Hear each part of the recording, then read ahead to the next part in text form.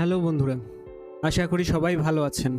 আমি মেহেদি হাসান, আপনারা দেখছেন A4 টেকনো।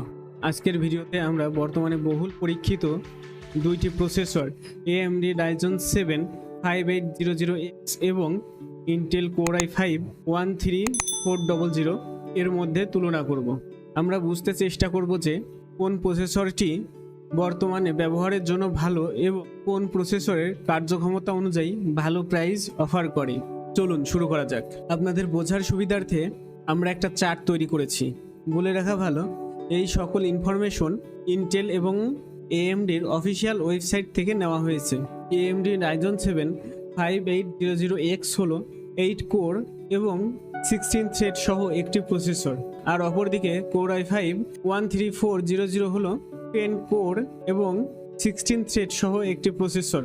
চলুন আমরা একটি চার্টের মাধ্যমে প্রসেসরের স্পেসিফিকেশন এর মধ্যে পার্থক্য দেখে আসি। আমরা এই চার্টে সুস্পষ্টভাবে এই দুইটি প্রসেসরের স্পেসিফিকেশন দেখতে পাচ্ছি এবং এর মাধ্যমেই আমরা জাজ করব বর্তমান বাজারে একটি নির্দিষ্ট প্রাইস রেঞ্জে কোন প্রসেসর নেওয়াটা আমাদের জন্য ভালো হবে। আমরা এই চার্টের বাম পাশে 13 generation Intel Core i5 processor এবং ডান পাশে AMD Ryzen 7 5800X এর স্পেসিফিকেশন দেখতে পাচ্ছি। চলুন এটা আমরা বিস্তারিত আলোচনা করি। ইন্টেল Core i5 এর এই প্রসেসরের কোড নেম রেপ্টর লেক এবং AMD এর কোড নেম হলো ভার্মার। এরপরে দেখছি প্রোডাক্ট নেম i5 13400 এবং AMD Ryzen 7। আমরা ইন্টেলের i5 প্রসেসরে দেখতে পাচ্ছি এখানে কোর সংখ্যা আছে 10টি এবং AMD Ryzen 7 এ কোর সংখ্যা আছে 8টি। এছাড়াও ইন্টেল প্রসেসরে পারফরমেন্স কোর আছে 6টি এবং এফিসিয়েন্ট কোর আছে 4টি। অন্যদিকে AMD প্রসেসরে 8টি কোরই পারফরমেন্স কোর এবং কোনো এফিসিয়েন্ট কোর নেই। এখানে একটি বিষয় বোঝার আছে, ইন্টেল i5 এ যদিও বা 10টি কোর আছে কিন্তু এর পারফরমেন্স কোর 6টি। অন্যদিকে AMD Ryzen 7 5800X এই প্রসেসরের পারফরমেন্স কোর আছে 8টি, যার ফলে যেসব সফটওয়্যার মাল্টিটাস্কিং করে থাকে সেসব সফটওয়্যার এর পারফরমেন্স ইন্টেল i5 13400 প্রসেসর থেকে AMD Ryzen 7 5800X এর ক্ষেত্রে সামান্য ভালো রেজাল্ট পাওয়া যাবে। অন্যদিকে এই ছোটখাটো কাজ করার জন্য তার পারফরমেন্স কোর ইউজ করবে, কিন্তু এখানে ইন্টেল একটু অ্যাডভান্টেজ দিচ্ছে, ছোটখাটো কাজের জন্য তার এফিসিয়েন্ট কোর ব্যবহার করবে এবং পারফরমেন্স কোরকে ফ্রি থাকতে সাহায্য করবে। আমরা দেখতে পাচ্ছি ইন্টেল প্রসেসরের থ্রেড সংখ্যা 16, AMD প্রসেসরের থ্রেড সংখ্যাও সেম 16। এখানে ইন্টেল Core i5 এর ক্যাশ মেমরি হচ্ছে 20 MB, অন্যদিকে AMD Ryzen 7 এর ক্যাশ মেমরি হচ্ছে 36 MB। এখান থেকে পরিষ্কার বোঝাই যাচ্ছে AMD প্রসেসরটি মূলত পারফরম্যান্সের জন্যই প্রস্তুত হয়েছে। ইন্টেল i5 এর প্রসেসরের পাওয়ার প্রয়োজন হয় 65 ওয়াট থেকে 154 ওয়াট পর্যন্ত।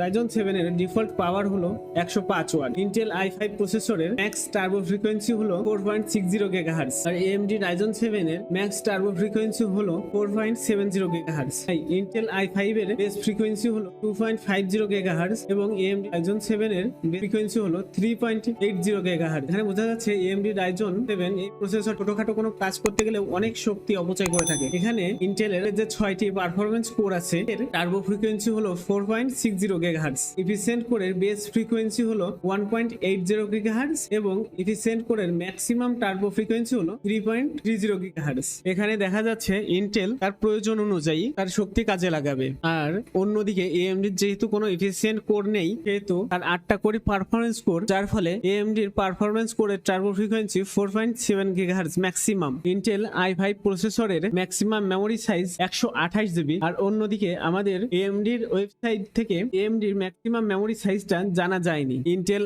i5 এই প্রসেসরটি আপ টু DDR4 3200 বাস এবং আপ টু DDR5 4800 বাস এই দুই ধরনের মেমোরি টাইপ সাপোর্ট করে। অন্যদিকে AMD Ryzen 7 শুধু DDR4 টাইপের মেমোরি সাপোর্ট করে। এছাড়াও i5 13 জেনারেশন প্রসেসরটি একই সাথে দুইটা মেমোরি চ্যানেল ইউজ করতে পারে। অন্যদিকে AMD কয়টি মেমোরি চ্যানেল ব্যবহার করতে পারে এটা তাদের নিজস্ব ওয়েবসাইটে দেওয়া হয়নি। ইন্টেল i5 প্রসেসরের ম্যাক্সিমাম মেমোরি ব্যান্ডউইথ হলো 76.8 GB/s।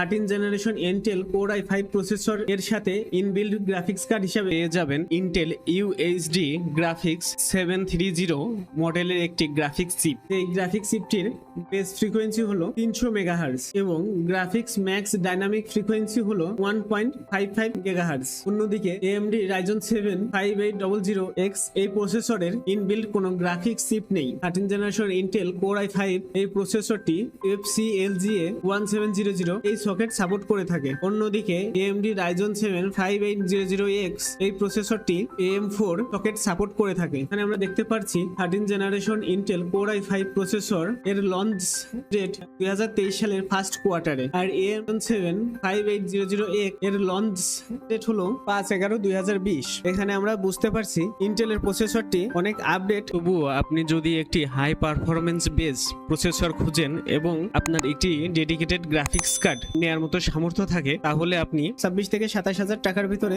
AMD এর প্রসেসরটা নিতে পারেন। আবার অন্যদিকে আপনি যদি একটি পারফরমেন্স প্লাস ব্যালেন্সড একটি প্রসেসর চান, এমনকি আপনার বর্তমান গ্রাফিক্স কার্ড কেনার মতো সামর্থ্য নেই অথবা গ্রাফিক্স কার্ড কিনতে চাচ্ছেন না, সেক্ষেত্রে আপনি 13 জেনারেশন ইন্টেল কোর i5 13400 এই প্রসেসরটি চুজ করতে পারেন। এই দুইটা প্রসেসরই 26 থেকে 27 হাজার টাকার ভিতরে বাংলাদেশের মার্কেটে পাওয়া যাচ্ছে। তারপরেও বর্তমান ইলেকট্রনিক্স বাজারের যে অবস্থা, যখন তখন দামটা ওঠানামা করছে, অবশ্যই আপনারা কেনার আগে আপডেট দামটা অনলাইন থেকে জেনে নেবেন। আশা করি এই ভিডিওটা আপনাকে AMD Ryzen 7 5800X এবং ইন্টেল কোর i5 13400 এই দুইটি প্রসেসরের মধ্যে কোনটি আপনার জন্য সেরা তার সিদ্ধান্ত নিতে সাহায্য করবে। তাহলে বন্ধু, আজ এই পর্যন্তই। আর আপনার যদি আমার ভিডিওটা সামান্য পরিমাণ ভালো লেগে থাকে, তাহলে দয়া করে ভিডিওতে একটি লাইক দিন এবং এই ধরনের টেক রিলেটেড ইনফরমেশন পাওয়ার জন্য আমার চ্যানেলটি সাবস্ক্রাইব করে রাখবেন এবং বেল নোটিফিকেশন বারটি অন করে রাখবেন। বিদায় বন্ধুরা।